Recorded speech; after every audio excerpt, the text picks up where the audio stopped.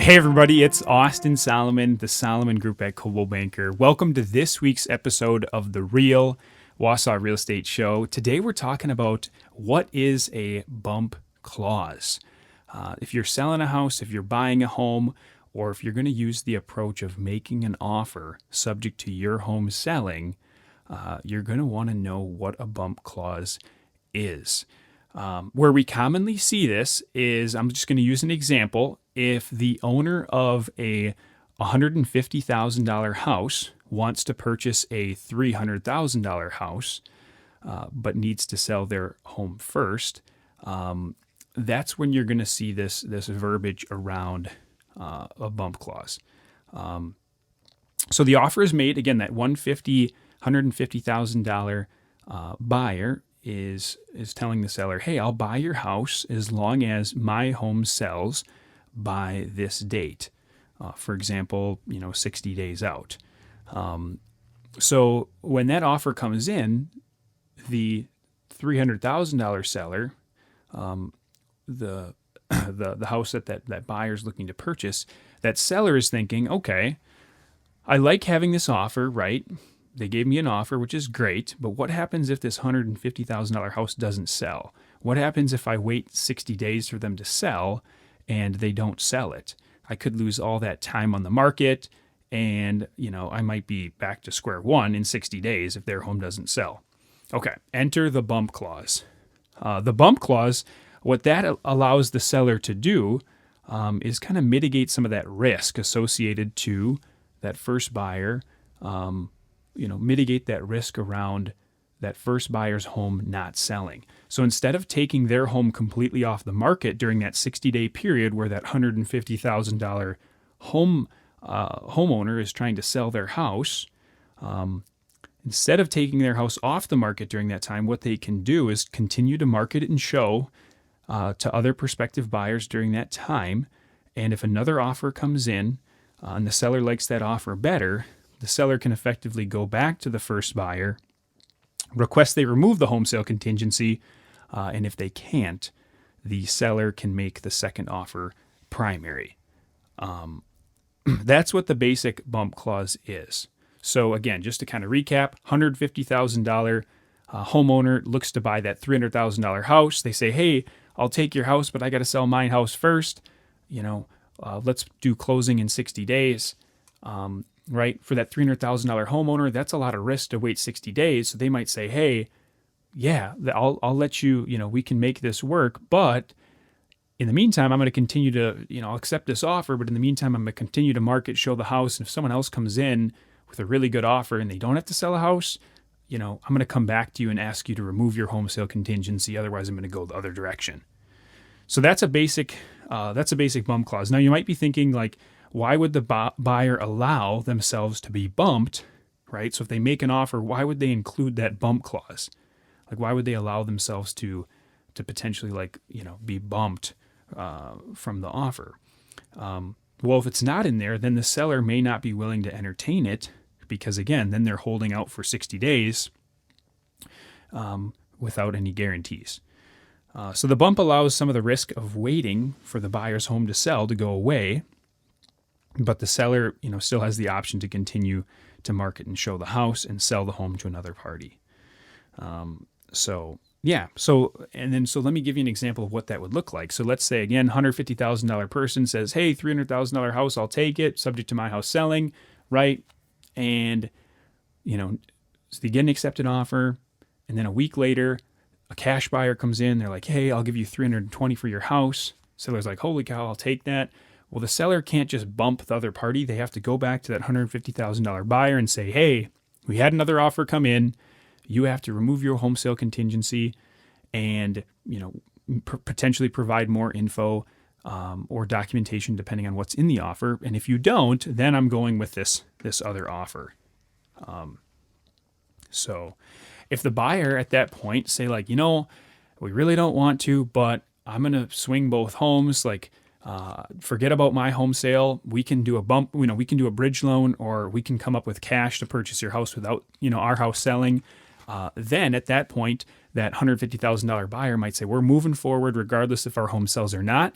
And then that $300,000 home seller, they have to move forward with those first buyers. They have to tell the $320,000 cash offer to that, hey, they removed their home sale contingency. We can't, make you primary at this time. So, okay, that's what a bump is. Here's a couple of tips. If you're making an offer with a bump clause as a buyer, here's a couple of tips.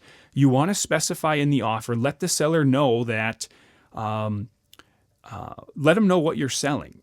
For example, let them know that, hey, we have this kind of house and we're going to be pricing it at this. And we think it's going to be selling quick.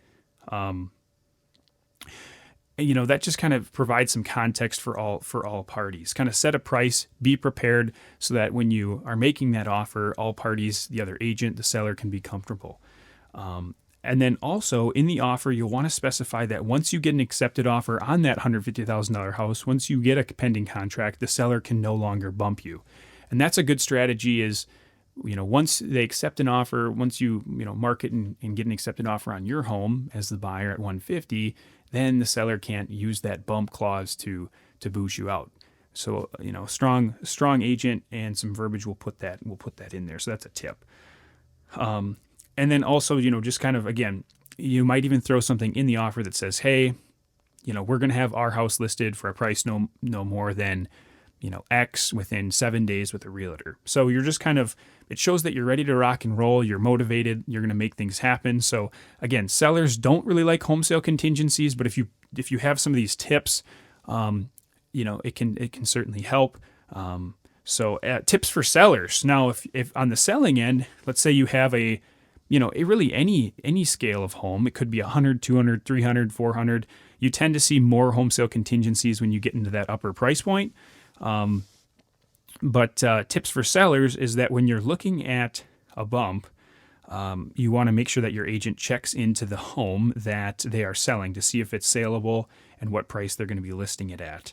The last thing you want to do is to accept an offer and they try to again, as a seller, you accept an offer subject to a home sale and then the owners put it for sale by owner for a crazy price. That could be problematic. So, number 2 is that you request that in the case that the buyers are bumped, that the buyers provide proof they can purchase your home without selling. So, if you're able to, in our example, if the seller of that $300,000 house, if another offer comes in, you want to be able to go back to that first buyer and tell them, definitively hey, you remove your home sale contingency and provide us proof that you can purchase my house without your home selling. Otherwise, I'm going with this other offer. You don't want to leave it up for interpretation. So you just want to make sure that you have that a clear game plan if another offer does come in. Okay. So here's just kind of something to know as well around the bump is if you're a seller, the downside to accepting an offer with a home sale contingency is the status of the house has to change to reflect that. And so it would say active with bump. And sometimes that extra, having that extra piece in the as the status or as a buyer who's looking at that house and says, hey, this one has an offer subject to a bump, right? The agent and the buyer would know that